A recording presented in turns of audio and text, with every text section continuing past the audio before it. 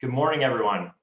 It's bright and early. We're in the middle of the summer, and you all could be vacationing somewhere, clocking into work, or maybe just sleeping. So either way, thank you for spending part of your morning with us. My name is Adi Tomer, and I'm a fellow at the Brookings Institution's Metropolitan Policy Program, where I help lead our infrastructure work. I'm delighted to moderate today's event. Will Congress deliver an infrastructure stimulus?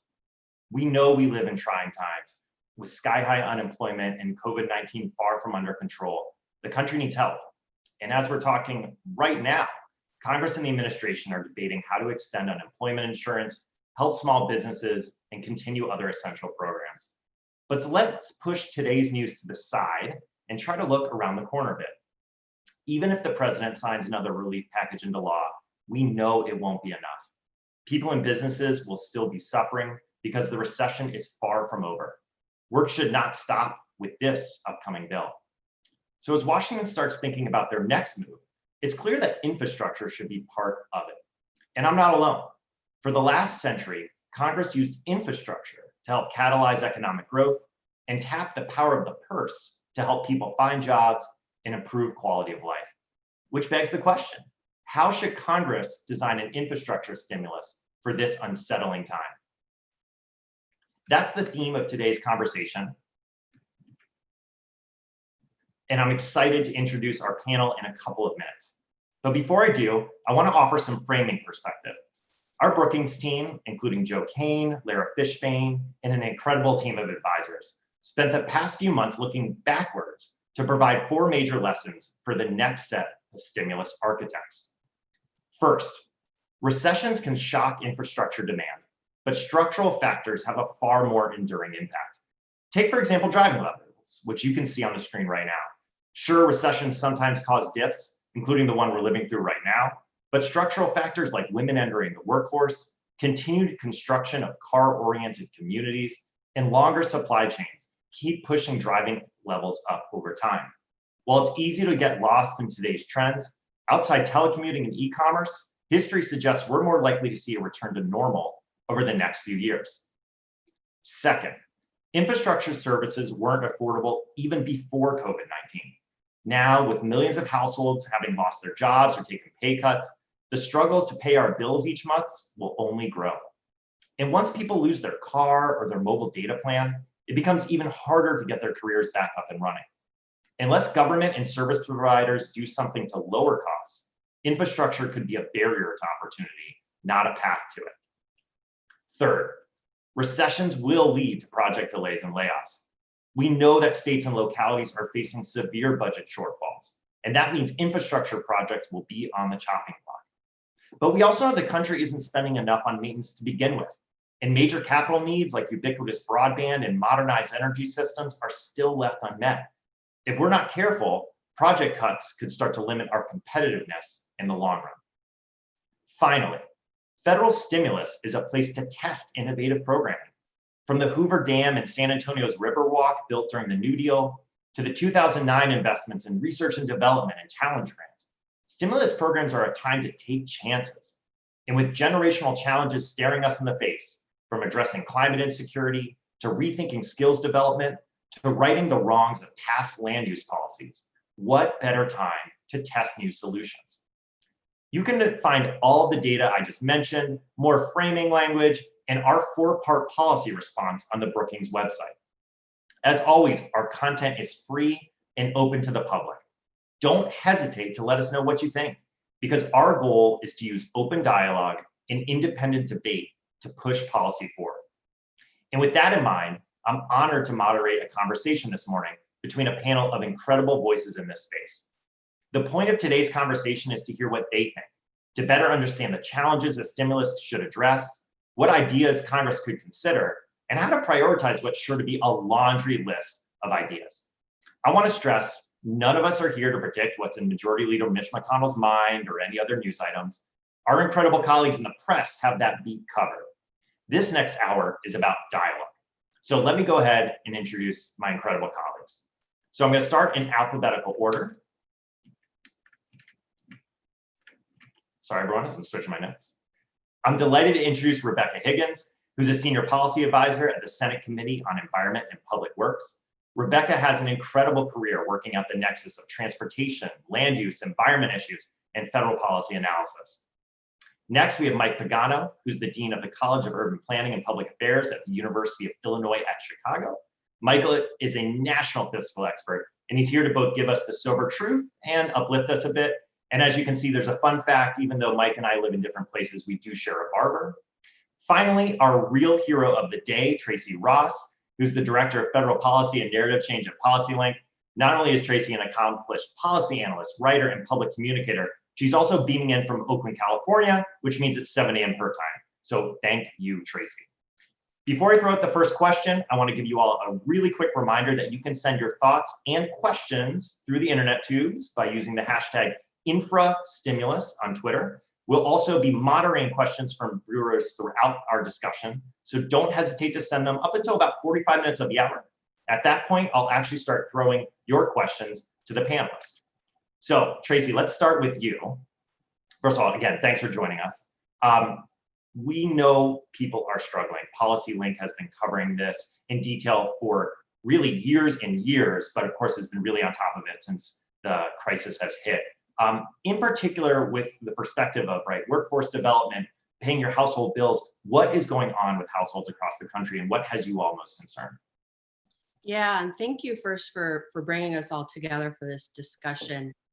So I think even when you want to understand this crisis, you have to go a few years back, because our economy was fragile to begin with. We'd been celebrating all of these gains and jobs, and even if you think about the recovery from 2009, folks kind of touted it as a success, but worker power has been undermined.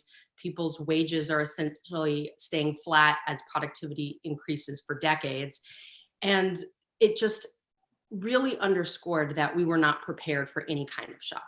Already, households, about 40% of American households were just one emergency away from ruin. The average household couldn't come up with $400 in an emergency, according to the Fed.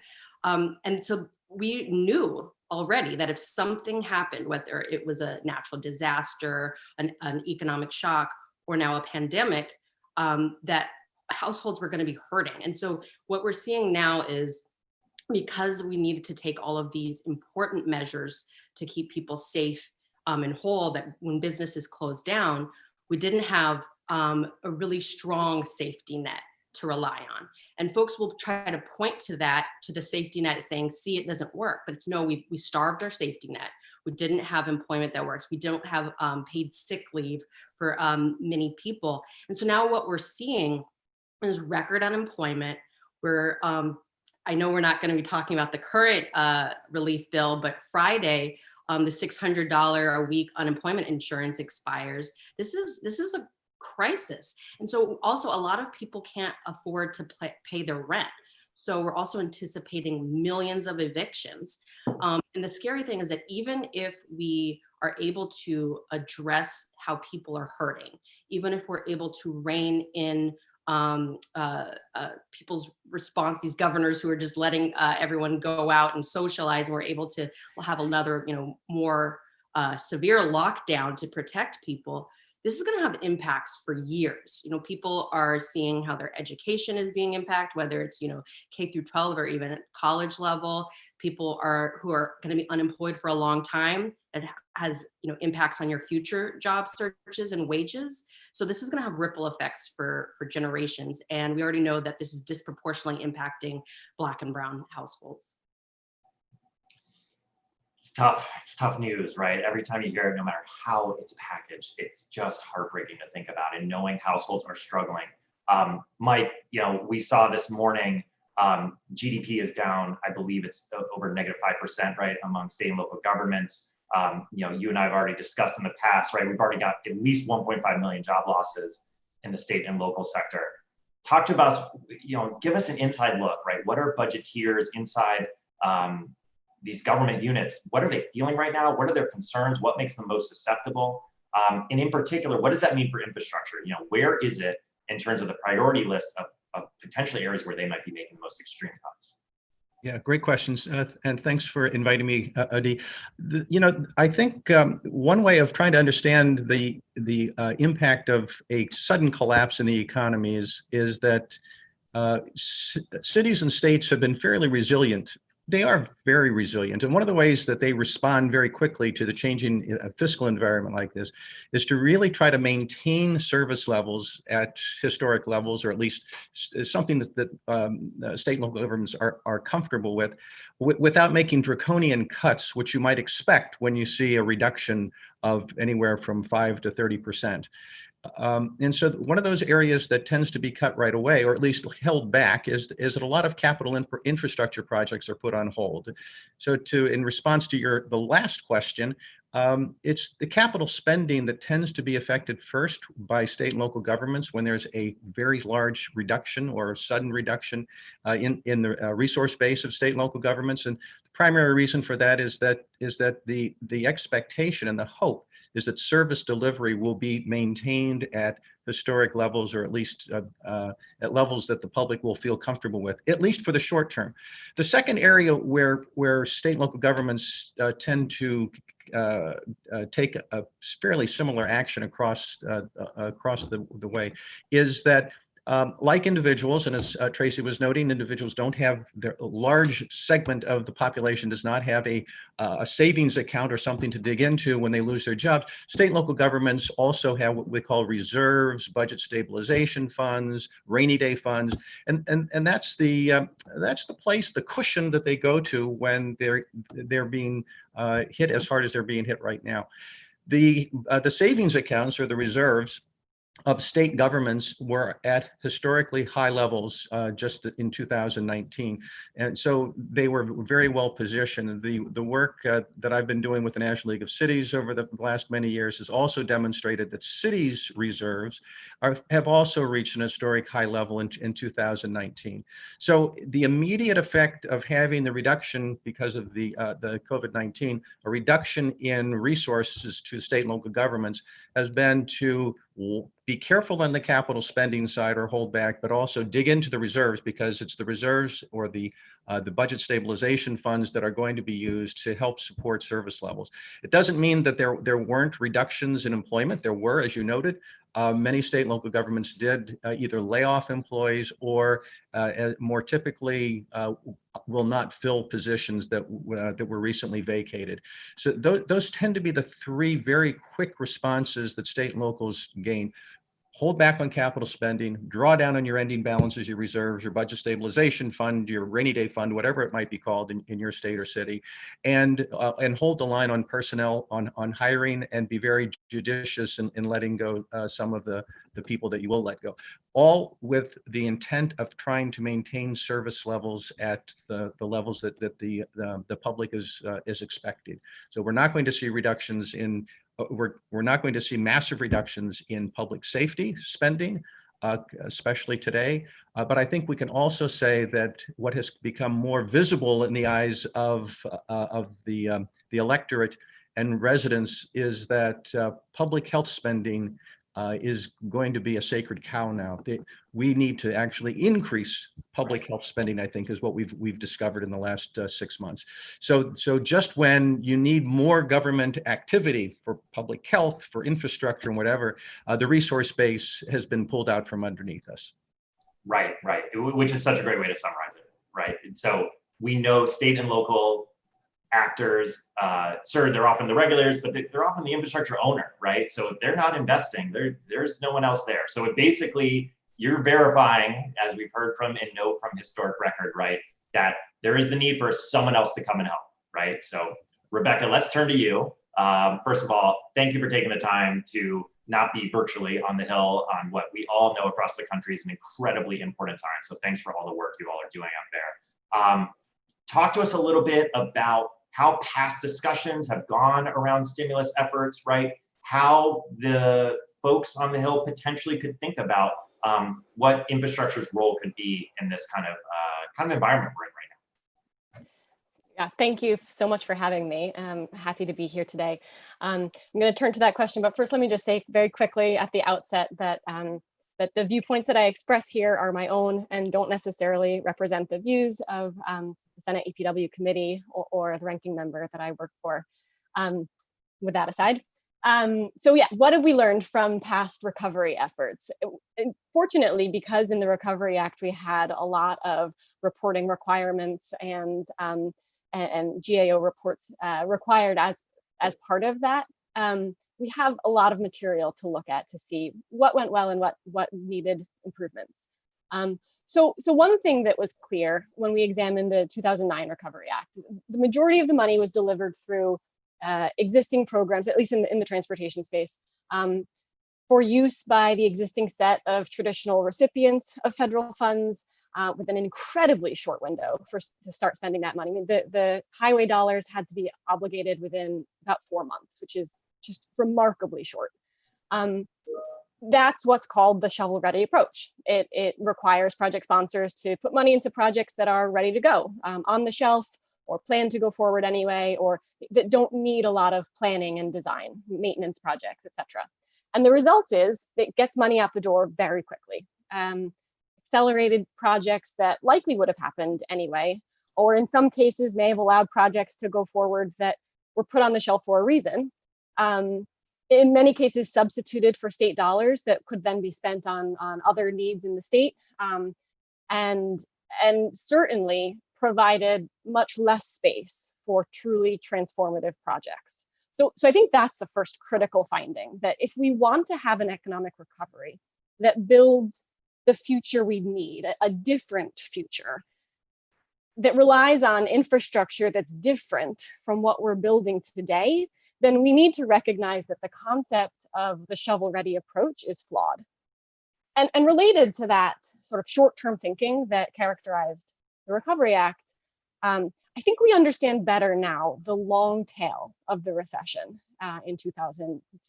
I mean, the stimulus was a single tranche of funds that were made available in early 2009. And then 6 months later, the regular long-term authorization of federal transportation programs expired. And we had a series of short-term extensions. We even had a shutdown of funds for a period. It created tremendous uncertainty that undermined that recovery. So at the same time states were spending all this new money, they didn't have the long-term certainty for their regular funds. And then after the 2010 election, of course, any remaining appetite for any spending basically evaporated. And this, despite the fact that it remained perfectly clear that the unemployment levels, the state and local budget constraints, the need for counter-cyclical investment persisted and were really in severe needs. So I think that we also need to recognize that we're at real risk of being on the same path again. Our current authorization is expiring 2 months from today. So when we think about a stimulus, from my perspective, I think we need a stimulus that will guide recovery for the duration of the recovery. And that means long-term certainty of the stimulative funding levels, and a clear statement of policy goals that are new, and time for project sponsors to plan and develop the projects that are responsive to those goals and are truly transformative, I would hope. And it also includes allowing funds to be spent by entities that are not necessarily the traditional recipients of federal funds, that may have needs that are not being met today because we do not have federal programs available to them on a regular basis. So we need sustained investment in economic recovery and building the future we need. And from my perspective, that means addressing climate change first and foremost. We have an incredibly short window to address that. But we definitely need to recognize that right now, infrastructure planning happens within a fiscally constrained environment. And so if we want entities to plan different projects at much higher funding levels, we need to give them the time, the money for planning, and the time to do that planning to come up with those truly great projects. Yeah, I love the way you framed it at the end there too, that we've got these big challenges and we're naturally fiscally constrained, right? States and locals famously, right, if you will, they've got to balance their budgets, even though there's ways to do some accounting tricks, right? Go to the bond markets, whatever it might be. But the feds have a really important role here. Let me throw it out to all three of you, get a kind of good cross dialogue going here around the kind of the wish list, right? whether you want to talk about the challenges you want to address or straight up to the solutions, what's out here, right? Like, what would you like the federal government to do? Let's strike in this kind of really tough moment that we're all dealing with. Let's try to get some positivity here, right? What can we do? Because infrastructure is such a promising concept. Yeah, I'll start because I loved everything that Rebecca said. At PolicyLink, we've been thinking about our experience both through the Recovery Act of 2009, but also our role after Hurricane Katrina. We set up an office in New Orleans following the storm. And while obviously a natural disaster and economic disaster are really different, we can pull lessons from both experiences of how money is actually funneled from the federal government to communities on the ground. And so we had, I think, very similar lessons from as Rebecca about, we shouldn't treat the stimulus like it's an emergency. We should take our time and make sure that it's thoughtful and going to the right places. But we also need to make sure that the folks on the ground are prepared to receive the funding and are able to center the communities and people who are hurting the most. So for an example, during Katrina, they based the funding distribution formulas for housing repairs based on the value of your home rather than the cost of repairing your home.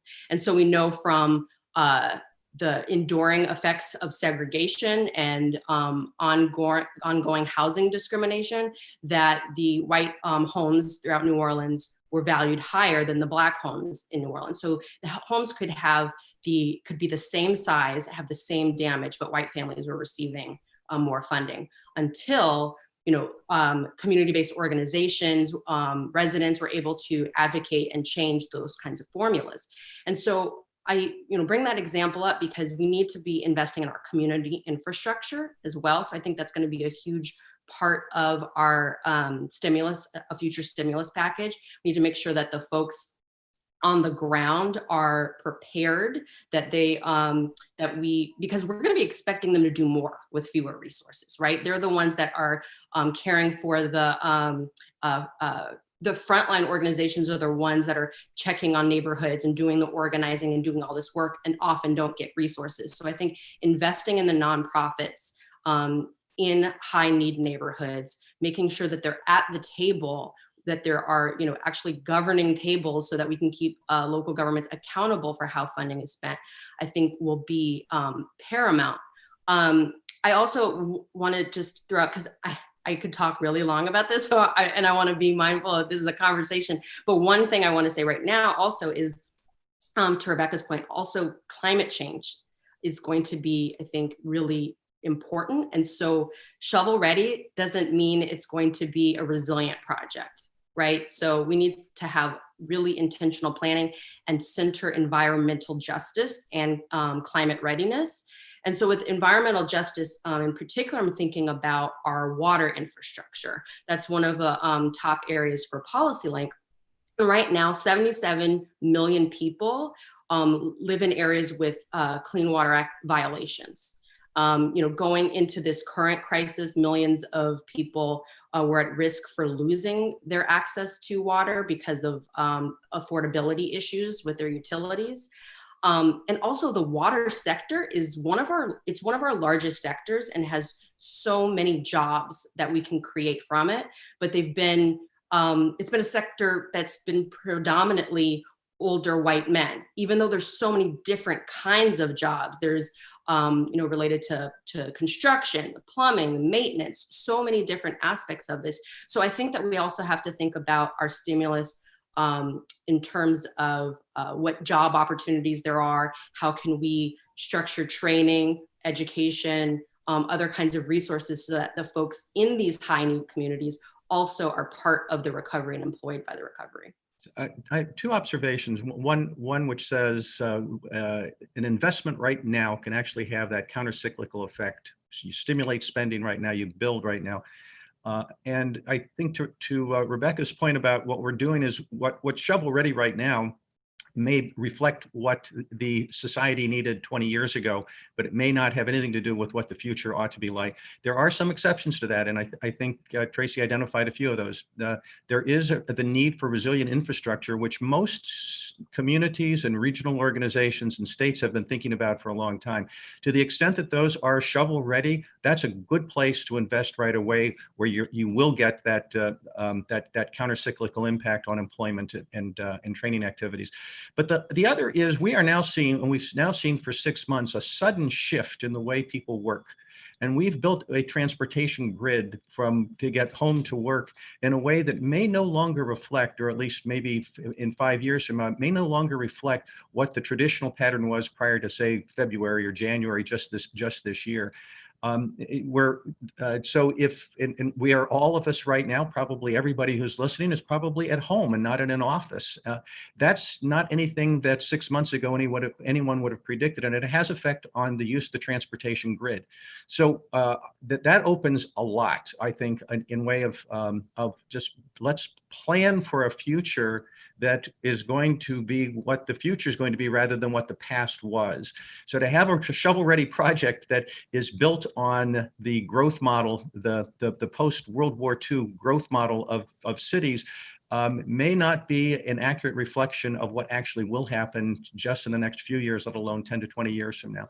So I say that because I appreciate Rebecca's observation about how we had shovel-ready projects that probably had little to do with really helping the economy, or had less to do with helping the economy at the time in 2009, because we had older projects that were designed for an older economy.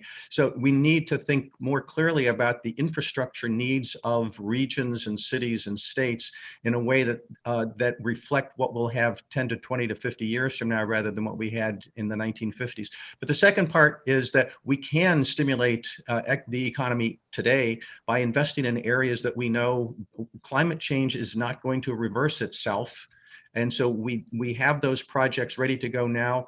Water is, I absolutely agree with Tracy's point about the access to water, access to potable water on the part of many communities, rural and urban, throughout the United States, is abysmal. We can invest in those areas right now and stimulate the economy. If we're worried about, in many ways, we're worried about the rural-urban divide, and that the rural economies are growing more and more poor, and suburban areas are growing more and more poor. There is such a need for water resources in those areas that it could be an impressive and instant stimulus to those suburban and rural economies. So we need to go slow on the one hand, because we have to think about what is the future region, the future economy, the future city going to look like. But there are lots of projects that we can invest in today, because we know in particular that climate change is not going to reverse itself. Can I jump in? I think that it's a great point. And I think that we can tie together, Michael, what you were just saying with what Tracy was saying. In the face of this uncertainty, you're right to bring it up. And it's incredibly difficult to plan in the midst of this level of uncertainty of how people move and what the future, what we'll need in the future.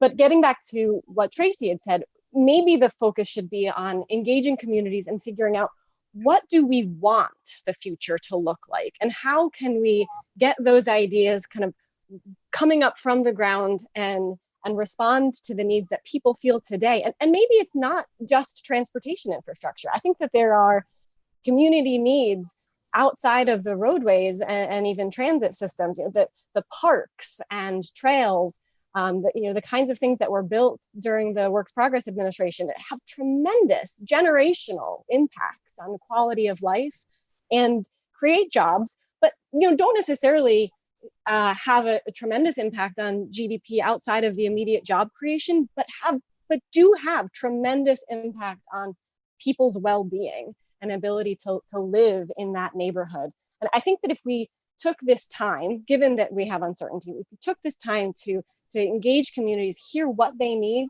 and maybe there's small scale interventions that, they're not all mega projects. There are small interventions that can just make a tremendous difference in our community well-being.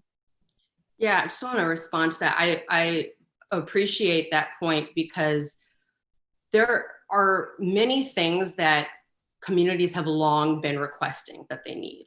But when we get into a recovery mode, sometimes, you know, people see it as the opportunity to, and I'll use your city, Adi, they'll be like the new Cleveland, the next Cleveland, and they're looking for the big flashy ideas. How can we rebrand the city? But there's just some basic things that people need, have long needed. And it might not feel flashy or a great way to brand your city, but this is about people's lives. And so we need to have a people-centered recovery and not, you know, lead with this idea of, you know, what is a flashy infrastructure project. There's things that are might not seem flashy because a lot of people are used to them, but things like broadband access. We've seen just how, I mean, that's impacting families right now when young people aren't able to attend their schools online. So there's things that have existed for a long time that we just have been neglecting in certain neighborhoods, certain communities. There's even basic things like high poverty communities will tend to have more asphalt and fewer trees. And so they have a heat island effect. So as climate change begins to exacerbate extreme weather, there's going to be neighborhoods where the temperature is higher in those parts of the city than other because of this heat island effect. So just things like more green spaces, as Rebecca was saying, I think is huge. Yeah, first of all, I'm so glad you plugged broadband. I think it's so important. It's you know, there's the obvious irony or joke or whatever you want to put it, like everyone is just talking with each other via broadband right now. So clearly it's essential.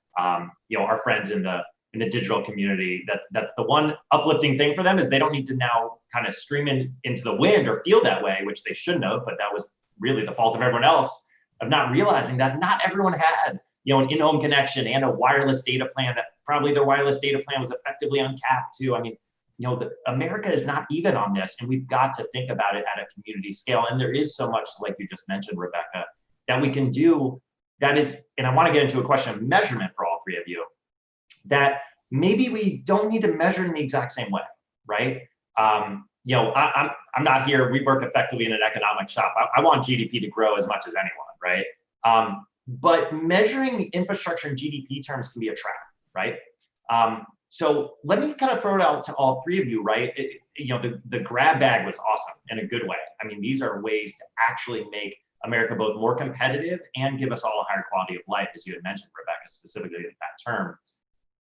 What's the kind of ways that we should be measuring this, in particular, thinking about the engagement with communities, right? How will we know what the right ways are to drive investments and to create that kind of, if we want a community-driven approach, which I think so many people want right now, which is inherently bottom up, but when you're working with the federal government, they inherently are kind of top down, right? So how can we kind of meet in the middle, whether through measurement or some other ways, to think about what the most effective interventions are going to be?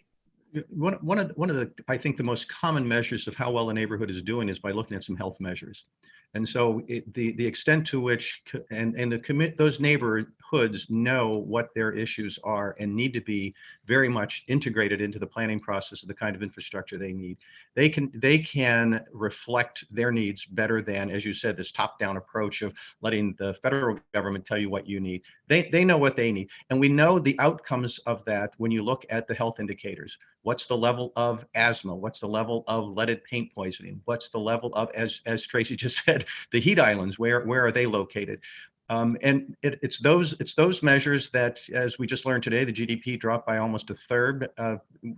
What does that mean to particular neighborhoods? It may not have the same meaning that we think it. The stock market is doing well again. What does that mean? And I think when we look at the infrastructure investment and the well-being of communities, it's engaging the communities in the planning process for designing the infrastructure that will enhance the quality of life. The average life expectancy in some neighborhoods is going down for the first time for several years now, for the first time since the Great Depression, right, in the 1930s. So we have a lot of measures that are tied into the health and well-being of a neighborhood and of a community, not just a single individual, but of a neighborhood, not of the city, but of a neighborhood.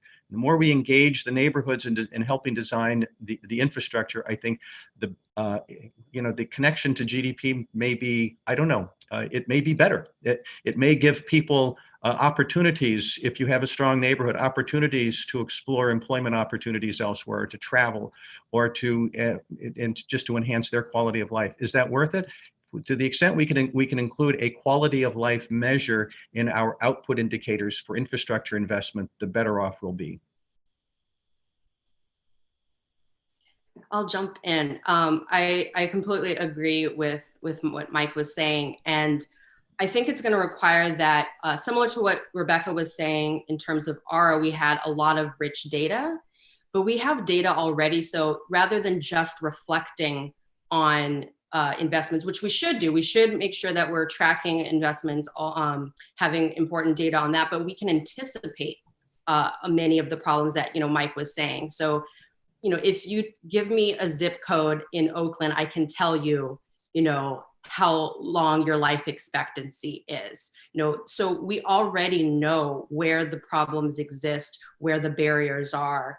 And so we can plan accordingly. It's, we don't have to wait for there to be a stimulus bill on the table. So I think that leaders really should be working right now with their cities to start planning. So this isn't waiting on the federal government to pass or sign some sort of stimulus bill, but working within your cities to start planning and anticipating. This is stuff they should have been doing anyway, is better understanding the needs of your residents. But I think that at the moment that we're in right now, I love the kid cameo. Sorry, I got distracted. Everyone else was probably fine. But that in the moment that we're in, cities have to be ready. And so I think that everything that Mike was saying is exactly right. I also think we have to be really clear and honest that we have to center the people most impacted. And we can't we can't solve racial inequality by going around race. I know that we like to use economics as a proxy for race, but I think that we have to tackle race head on. Some of that can be solved through looking at neighborhood disparities. I think it's going to be really critical that we work with community-based organizations that are trusted in communities, that can reach hard to reach residents for a variety of reasons that might not trust government, and government trust is going to be at an all-time low. I would expect as we're going into this. So I think that making sure that we're having community engagement that's really aggressive, working with long-term organizations that have been part of this in neighborhoods is going to be huge. And the education institutions are part of that too, as a form of fixed asset, a publicly owned fixed asset. And Absolutely. neighborhoods and education, they do well when they do well together. Yeah, for sure. Yeah, Rebecca, you want to jump in? But I do. I mean, I hesitate to. I think everything that Tracy and Mike have said is just right. I love the idea of health measures. We certainly have historically have done a bad job of measuring what matters, really matters in transportation. We look at kind of vehicular throughput, not even people throughput, but just cars.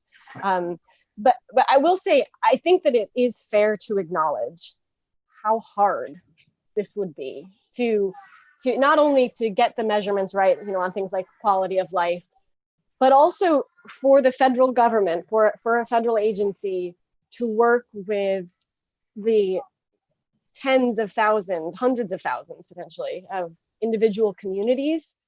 I do think we need to think through what is that program structure. And federal agencies are really good working with, 52 state DOTs.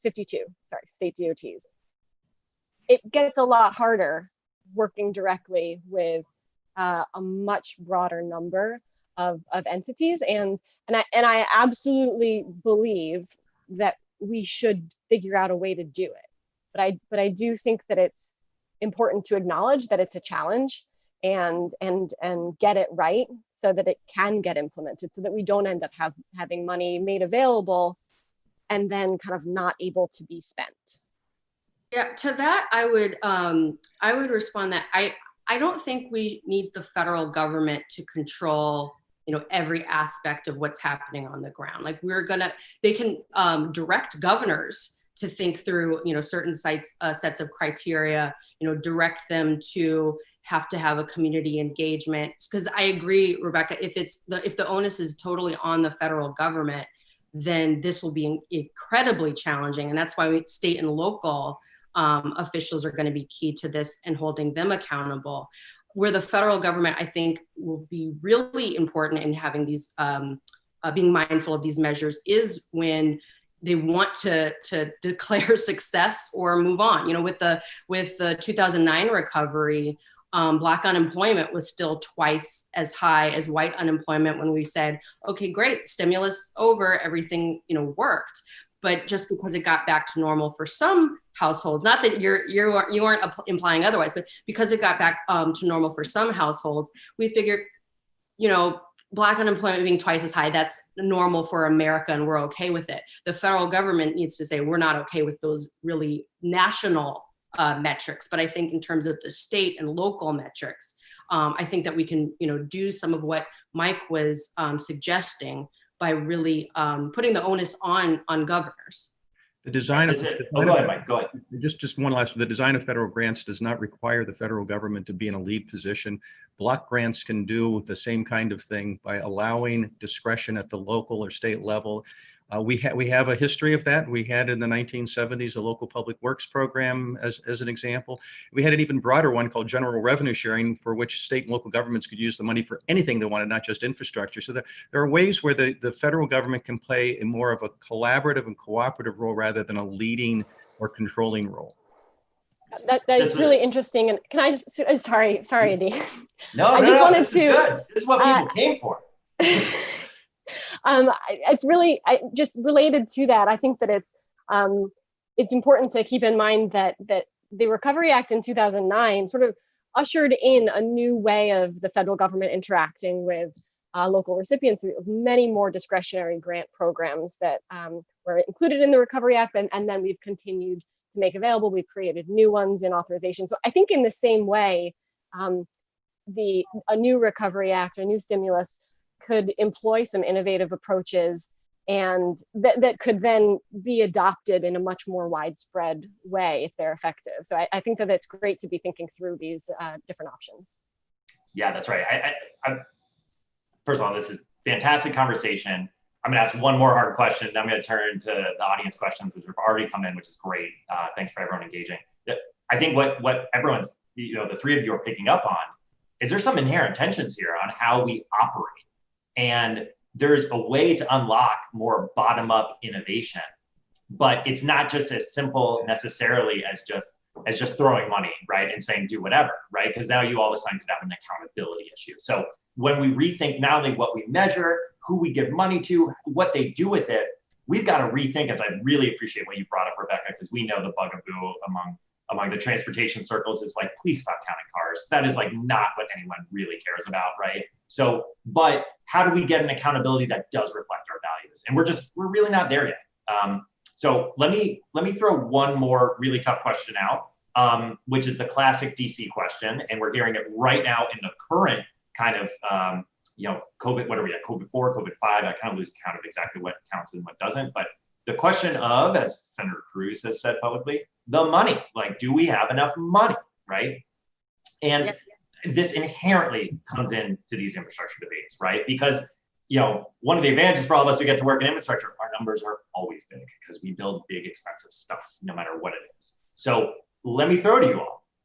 Do we have money for this? I mean, can we afford a landmark stimulus program? And just to kind of presage what some of you may say, but frankly, what I assume some people are screaming at their screens is like, can we afford to not do this too, right? So, have at it. What about the money?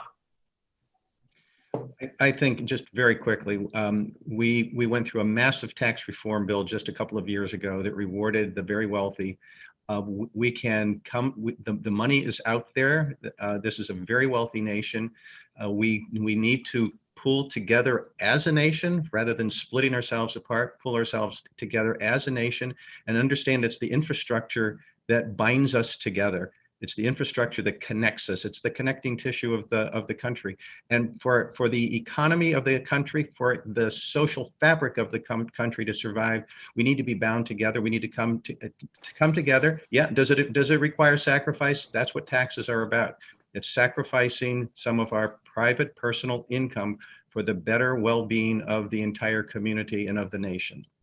Can we do it? We certainly, do we have the political will to do it? I think that's the question. Do we have the financial capability of doing it? Yes.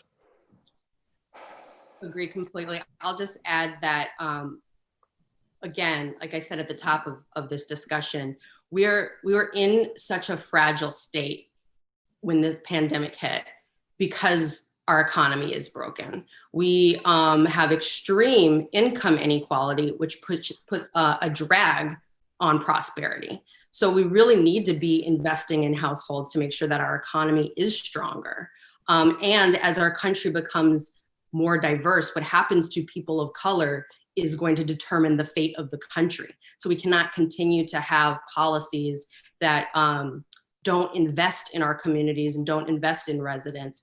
And so I'm less concerned about, usually when people ask this question, can we afford it? I say, I don't care. But in my actual, like policy hat and being a bit more analytical about this, we can't afford not to do this, as your question was amended to say, because honestly, it is political will, but if people want our country to be strong, if they want our economy to be strong, we have to do this. We have the resources to do this. We see this in terms of military spending. We see this, in terms of police budgets in just the last stimulus bill. We see $300 million being proposed for policing across the country. Budgets are moral documents. And so our priorities are reflected in them. What our hopes for our country are reflected in them. And we simply can't afford to make the mistakes that we did in 2009 in not investing enough. The only mistake, the only risk we have is not investing enough. Well, that was, those were great statements. I hesitate to say anything because I'm not sure I can compare, but I guess I would just add that I think it's actually healthy to lean into this conversation and acknowledge that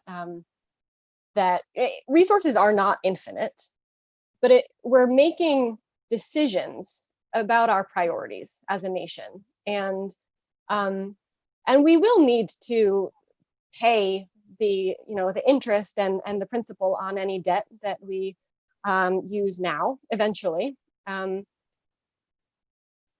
And we should acknowledge that, we will be paying that. Our future generations, my kids and my future self will be paying it. And I think my priority personally would be to be giving my kids a nation that has infrastructure, has the street trees that enable me to continue walking out my front door even in 105-degree weather rather than the 95-degree weather that it is today. Have the infrastructure that connects and binds our nation and what we need to build out of this current moment into a better future for ourselves. I'd rather have that future and higher taxes than the future where we really don't have livable communities and we have massive climate refugee crises and communities that are just flooded and really damaged by the climate crisis and low taxes. Like that's not a preference that I have. I would love to acknowledge that yes, we will pay for this through taxes, through future debt service payments, and it's worth it. This is a question of our national priorities, and we should all say this is worth it to us. This is what we want to pay for, and maybe there are things. I think also talking about the pay for helps us to acknowledge that maybe there are things that we don't need to be paying for, and there are places where we're spending too much. And if we never talk about how we're going to pay for it, if we're just using sort of budgetary pension smoothing kinds of nonsense to pay for things, like then we never have that real question about what are our priorities for what we're doing with our national resources. And to Mike's point, the taxes, really could just be on the wealthiest Americans, not necessarily you and your kids when they're older. Right. So we've got so many questions from folks. We're not even going to get to all of them. Let's try to go lightning round. It doesn't need to be yes, no, but maybe keep answers as short as you can. We'll try to get through as many of these we can. And just for everyone who's listening in, we know there's a question mark in the title of the event. I will make sure I pose it to Tracy and Mike at the end to give some odds on where this is going. And Rebecca is allowed to step aside. She can do the I'm too close to it, I can't answer it position. But let's get right to it. So Alex Butkenbach, if I'm saying it right, that's a great question. Is it possible to create a strong infrastructure bill that will take environmental concerns into account within the current Senate? What environmental concerns would be taken into account? So again, let's try to go lightning round. We'll try to get through as many as we can by about, let's say, 57 on the hour. Yes. Oh. There's no reason that the Senate can't do something that addresses. They don't like to use the word. Certain people don't like to use the word climate change, but there are senators from those states in which climate change is there. They know it. They can do something immediately. Yes. I'm probably not as decisive as Mike in the answer, but I would hesitate and say I think so, for the reasons that he laid out. But we've also seen folks who should be representing their constituents better vote in interesting ways. I'm going to try not to get into partisan politics too much now, but I think that because infrastructure has historically, maybe not in the past several years, but historically been a bipartisan issue, being able to sell it in terms of wise investments, tie environment directly to infrastructure language, and talk about, creating jobs, American jobs for the bill. I think that would help. I'll keep going. I'm going to let you pass, Rebecca. So, okay. I do want to acknowledge that we did have a highway reauthorization bill in our committee that has a climate title. This was led by our chairman, John Barrasso from Wyoming. And so, on the one hand, maybe, on the other hand, there are all sorts of easy things that can't get through the Senate right now. So you'd really never know. Yeah, for sure. Okay, John Essen asks a question. How can a jobs-focused proposal help underemployed and unemployed individuals with an environmental sustainability and energy-related training? Great. I think Tracy answered that one to start off with, and that is we've got so many underserved communities with clean and potable water that it could be done very quickly.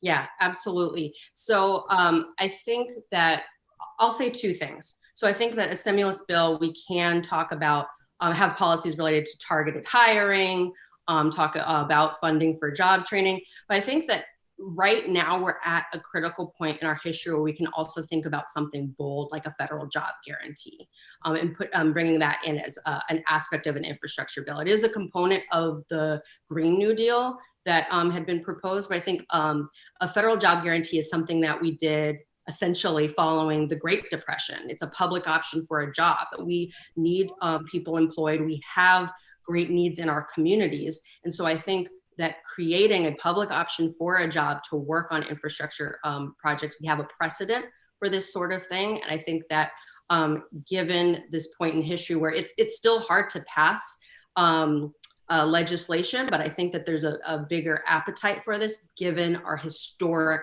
unemployment levels, given the need that our economy is seeing, that we need to propose something big like that. So I think that jobs absolutely has to be part of the discussion.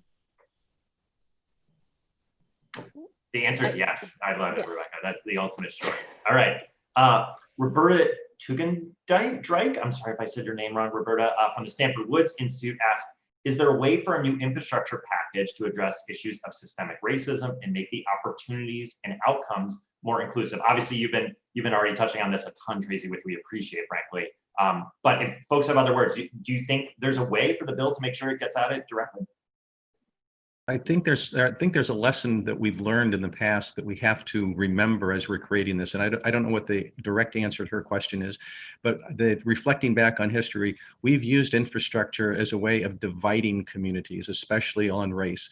If we're going to have any kind of a highway or a transit or a transportation program, it has to be an inclusive one, not one that divides communities. We have over 100 years of doing that. We don't need to do it anymore.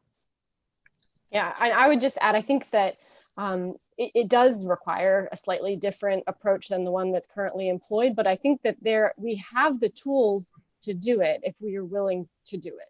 And so, you know, non-displacement agreements, community benefits agreements, like there are tools that can be used to ensure that the community has a place at the table in developing and designing that project, and make sure that they're going to benefit themselves, that it's not just infrastructure that kind of goes through their community, right, but is infrastructure that they want and will use themselves.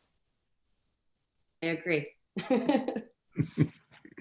Okay, very targeted question, maybe just for Mike, but this is important as he and I always break bread over fiscal stuff. Will expanded federal infrastructure financing for state and local agencies potentially distort the muni bond market? Do you have any concerns in that department? Distort the muni bond market? I don't think so. I don't think so. But I think where that question was going is, would a federal infrastructure program effectively substitute for what state and local governments would do on their own, and that therefore affect the muni bond market that way? There are so many needs. I think as one of your slides showed, Adi, there are so many needs where we have not invested enough. There's not enough capital spending, capital investment in infrastructure to begin with. Historically, we're at a very low point, but we also have the problems of underspending or under maintaining the assets that we've already invested in, so that their useful life is most likely not going to be reached because we don't invest in the repair and maintenance of infrastructure activity. So if a federal infrastructure bill, and that's why it's important in the way it's crafted, it can't, number one, substitute for what state and local governments would do, but number two, it has to be targeted in a way that allows or requires that the investment in that activity will be maintained over the useful life of that activity, of that fixed asset. I don't think that it necessarily means that the municipal bond market is going to be, it ought to be augmented or at least stabilized, but I don't see that it's going to have a negative effect unless the federal programs substitute for what state and locals were going to do anyway. I think that would be very poor policy, poor planning on the part of state and local governments. And there are ways of creating a federal infrastructure program that requires a maintenance of effort or maintaining a capital investment program without displacing something with federal aid. So no, it may, but I don't think there are so many, the capital needs of this country are so great that I don't think that it will displace or ought to displace state and local government capital plans. It has to be designed, and the grant program has to be designed in a way that assures that that state and local governments maintain their spending plans. So I'm optimistic. I don't think so. Okay, it's a great answer. I'm going to go. You can see I'm going to my speed voice now. Okay, Tracy or Rebecca, really quick question. Then we'll get to that last one and wrap up. Do you think stimulus program questioner asks us can make sure they protect the health of both the workers and the users? Is that something we can make sure we can include too? Yeah. Is that with regards to COVID? Sorry. In COVID. Okay. I think that that's something that we need to have an initiative on. You know, right now, what are the needs to protect, you know, both the transit drivers and riders, and how do we do that? What's the funding that's necessary to enable that to happen, and maybe retrofits of vehicles and infrastructure to enable that to work. But we need to have confidence that we can use our transit and public infrastructure systems safely. And we shouldn't assume that this pandemic is the last one that we'll face in our lifetime. So these are things that we need to kind of get a handle on how to do. And so I absolutely think it's a need, and I think that we can do it, but we need to kind of come together, acknowledge that it's a need, and address it. Okay, I'm going to jump right to the last question because what everyone wants. All right, Rebecca, feel free to push yourself aside. Mike, Tracy, I'd love just percentage style. What's your confidence we might see a federal infrastructure stimulus bill? And I'm going to specifically say the date. Let's say by next summer. So new administration potentially, or right, second Trump, but new Congress for sure. What's the chances? If by next summer, I'm confident. If I think that there's enough headwinds in this, or tailwinds rather, of pushing the movement and the energy that people are seeing. We understand that so much needs to be done. I'm confident that people across the country are going to make the best decisions for their communities and paving the way for us to have important critical legislation like this. And I think that even if we see a similar Senate, the people are being very clear about their demands. And I have to believe that advocacy is an effective tool because it's the only tool that has been effective in making change. And so, yeah, I'm going to say we can do it. I would say it depends on what happens over the next 2 weeks, whether we have a HEROES Act or a HEALD Act. If either of those go through, I think it reduces the probability of an infrastructure bill by next summer. If neither goes through, I think a very high probability we'll have an infrastructure bill next summer. Wow, that's why you come to Brookings for this stuff, Mike, with the heat. Okay, awesome. Rebecca, I'm going to let you stay out of it. I don't want to get you in trouble with anyone. So, look, y'all, thank you so much for taking the time this morning. Hopefully you've got a great day ahead of you, a good weekend coming up tomorrow. Look, you can find Mike does great work at the university, but also with the National League of Cities with their fiscal report. Tracy Ross does great writing at PolicyLink, and you will find her all across the internet. And of course, Rebecca Higgins is trying to help the country get better. You will see her work through Senate bills in the future. You can find everything we do at brookings.edu. Make sure you go for both the work on COVID-19, but the folks all our colleagues across the institution are doing on essential topics facing the country. Thanks, everyone. Take care. Thanks, Adi.